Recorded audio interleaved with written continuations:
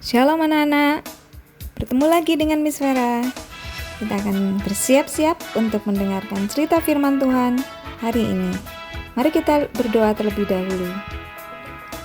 Tuhan Yesus, kami bersyukur hari ini kami siap mendengarkan firman-Mu.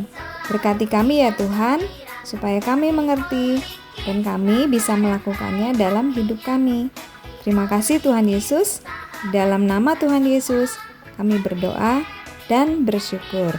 Semua yang percaya berkata, amin.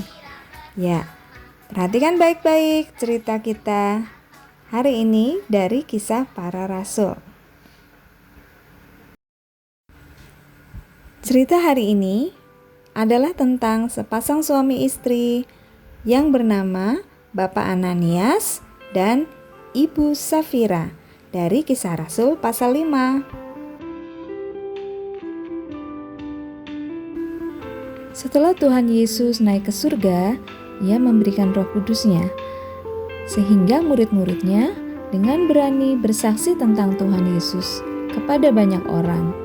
Dan banyak sekali orang yang kemudian percaya kepada Tuhan Yesus. Mereka berkumpul bersama-sama, mereka saling mengasihi satu dengan yang lain. Mereka suka berbagi, suka berdoa bersama, makan bersama, dan mereka saling menghormati. Mereka suka sekali loh berbagi. Apa yang mereka punya, mereka berikan kepada orang lain. Jika mereka punya makanan, maka mereka akan membawanya ke persekutuan itu. Mereka saling berbagi makanan kepada orang lain, kepada sesama orang percaya. Mereka saling mendoakan, mereka berkumpul bersama-sama untuk memuji Tuhan bersama-sama. Itulah kehidupan orang Kristen yang pertama, orang Kristen mula-mula. Mereka juga suka memberi persembahan loh. Mereka membawa persembahan, uang mereka untuk dibawa dan dimasukkan ke kotak persembahan. Kadang-kadang mereka juga menjual harta milik mereka dan uangnya diberikan kepada rasul-rasul atau murid-muridnya Tuhan Yesus. Biasanya setelah itu orang-orang pasti akan kagum kepada setiap teman-temannya yang suka memberi. Mereka disenangi banyak orang. Nah, Ananias dan Safira juga mau menjual tanah mereka. Mereka kepingin semua orang-orang juga mengagumi mereka. Ayo kita jual tanah kita Bu, kata Pak Ananias. Tapi jangan bilang-bilang ya, kita kasihnya jangan semua, sebagian kita simpan. Nanti kalau ditanya sama murid Tuhan Yesus, bilang aja ini udah semua. Iya, gitu ya. Jangan bilang-bilang kalau kita simpan sebagian. Mereka mau berbohong anak-anak. Mereka berbuat seperti itu supaya orang lain melihat bahwa mereka hebat. Uang yang dipersembahkan banyak. Dan mereka berkata semua sudah diberikan. Padahal mereka masih menyimpannya di rumah untuk keperluan mereka sendiri. Dan ketika Pak Ananias datang kepada Petrus untuk memberikan uang itu, dia berkata, ini kami sudah jual semua tanah kami, semuanya kami berikan kepadamu. Wah, semua orang menjadi senang. Wah, hebat ya Pak Ananias. Tetapi Roh Kudus memberitahu kepada Petrus. Kemudian Petrus berkata, Ananias, mengapa hatimu dikuasai oleh setan? Mengapa kamu berbohong? Bukankah ini hanya sebagian? Mengapa kamu bilang semuanya? Mengapa kamu berbohong, Ananias? Ananias, kamu tidak berbohong kepada manusia, tapi kamu tahu bahwa kamu sudah berbohong kepada Tuhan. Setelah itu, brak! Ananias langsung terjatuh dan meninggal. Orang-orang di situ menjadi sangat takut, dan Ananias digotong keluar untuk dikuburkan. Tidak lama kemudian, Ibu Safira mencari suaminya Pak Ananias yang tidak pulang-pulang ke rumah. Tapi Ibu Safira tidak tahu bahwa suaminya itu sudah meninggal. Lalu dia datang kepada Pak Petrus.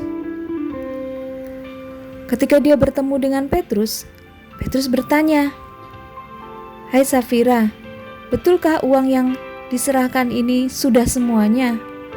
Safira menjawab, "Iya Pak Petrus, itu hasil penjualan tanah kami. Semuanya kami berikan sebagai persembahan." Aduh, mengapa kalian membohongi Tuhan? Coba lihat, baru saja orang-orang menguburkan suamimu karena ia membohongi Tuhan dan berkata bahwa semua itu sudah dipersembahkan. Sekarang kamu juga melakukannya lagi. Apakah engkau tidak takut kepada Tuhan? Dan anak-anak, seketika itu juga Ibu Safira meninggal seperti suaminya. Dan orang-orang membawanya untuk menguburkannya di samping suaminya. Semua orang yang melihat peristiwa itu menjadi sangat takut. Anak-anak, Tuhan itu ada. Roh Kudus itu tahu setiap hati dan pikiran kita. Kita tidak bisa berbohong karena Tuhan itu melihat hati kita. Tuhan itu melihat apa yang kita lakukan walaupun orang lain tidak melihatnya. Tuhan tahu. Amsal pasal 15 ayat yang ketiga berkata, "Mata Tuhan ada di segala tempat, mengawasi orang yang baik dan yang jahat." Jadi, Tuhan itu tahu segala sesuatu yang kita lakukan. So, jangan berbohong ya. Jangan suka berbohong. Tuhan pasti tahu. Ingat anak-anak, setiap hari iblis itu suka menggoda kita untuk berbuat nakal, tidak nurut, tidak patuh perintah Tuhan. Nah, apa yang harus kalian lakukan? Usir dia dalam nama Yesus. Kamu harus taat pada perintah Tuhan saja. Kamu harus berdiri sebagai seorang prajurit Kristus untuk melawan godaan dari si jahat. Kalian harus memilih menjadi anak yang baik dan taat kepada perintah Tuhan. Jadilah prajurit Kristus yang berani melawan godaan iblis. Nah, anak-anak, jangan suka berbohong ya. Bohong itu dosa, Tuhan Yesus tidak suka. Bohong itu membuat orang menjadi takut. Bohong itu juga seperti perangkap yang membuat kita tertangkap di dalamnya dan kita gak bisa keluar lagi. Karena itu, kita harus memutuskan untuk menjadi anak yang jujur dan tidak suka bohong. Mari kita berdoa. Terima kasih Tuhan buat firman-Mu. Kami mau menjadi anak yang jujur, selalu berbicara yang sebenarnya. Kami tidak mau mengikuti rayuan iblis untuk berbohong. Tolong kami ya Tuhan, tolong kami ya Roh Kudus, supaya kami menjadi anak yang jujur dan anak yang baik sesuai dengan firman-Mu. Terima kasih Tuhan, dalam nama Yesus, amin. Sampai ketemu lagi minggu depan anak-anak. Tuhan Yesus memberkati. God bless you.